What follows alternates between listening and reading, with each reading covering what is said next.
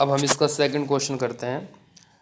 देखिए मैं अगर आपके पास बुक नहीं है तो मैं इसका आपको एक फ़ोटो भेजूंगा बुक का। उसका जो सेकंड क्वेश्चन है उसमें दिया गया था कि कोई भी विषम धन पूर्णांक, देखो सबसे नीचे जो लिखा है वही क्वेश्चन है।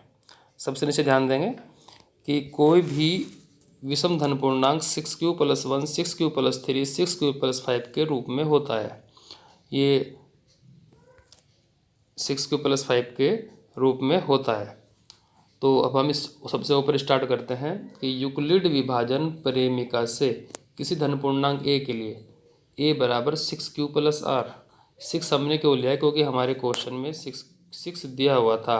6q + 1 6q + 3 6q + 5, इसलिए हमने यहाँ 6 का ही प्रयोग किया है और q एक इसमें धन पूर्णांक है। और जो r इसमें शेषफल होता है वो हमेशा 6 से कम होगा, 6 से कम होगा। तो r बराबर 0 1 2 3 4 5 होगा। अब इसमें हमारे पास जितने भी r की वैल्यूज होती है उतने ही केस बनते हैं। r की यहाँ पे 6 वैल्यू है, 0 1 2 3 4 5, हमारे पास 6 ही केस बनते हैं।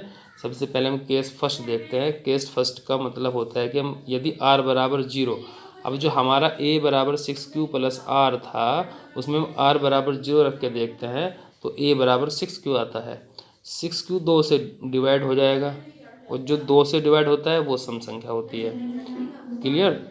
अब केस 2 हमारा आता है यदि r बराबर 1। अब हम r की जगह 1 रखते हैं।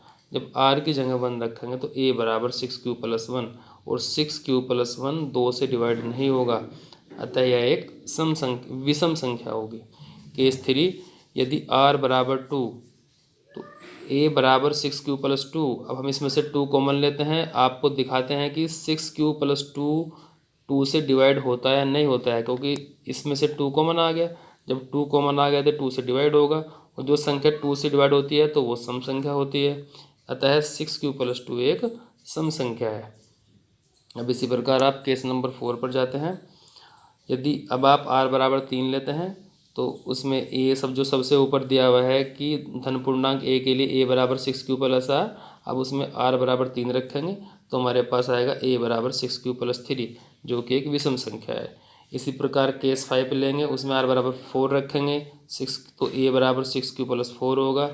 और इसमें से 2 कॉमन लेंगे तो 2 कॉमन का मतलब है कि जिसमें से भी 2 कॉमन आता है तो वो सम संख्या होती है, क्योंकि वो 2 से कटेगी तो वो आपकी एक सम संख्या हुई।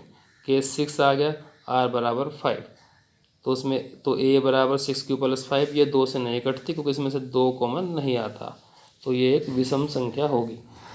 अब आपके पास 6 केस थे। इन 6 केस पे आप केस नंबर 2 जो मैंने रेड पेन से टिक किए हैं, case number 2, case number 4, case number 6 को देखते हैं। इसमें a बराबर 6q + 1, a क्या था, कोई धन पूर्णांक, कोई धन पूर्णांक। और इसमें क्या लिखा है, केस 2 में विषम है, यानी कोई धन पूर्णांक क्या हुआ, विषम हुआ। किस रूप में हुआ, a बराबर 6q + 1।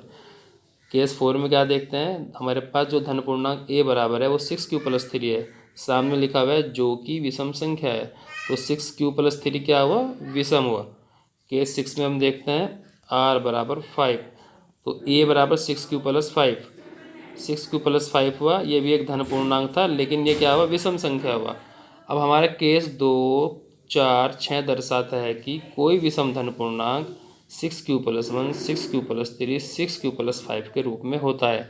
क्योंकि उसने हमसे विषम धन पूर्णांक के बारे में पूछा था, इसलिए हमने विषम धन पूर्णांक के बारे में ही बताया। अगर वो पूछता कि समधन पूर्णांक, तो समधन पूर्णांक आपके केस 1 केस 3 केस 5 हो जाते। उम्मीद है आपको समझ में आया होगा। धन्यवाद।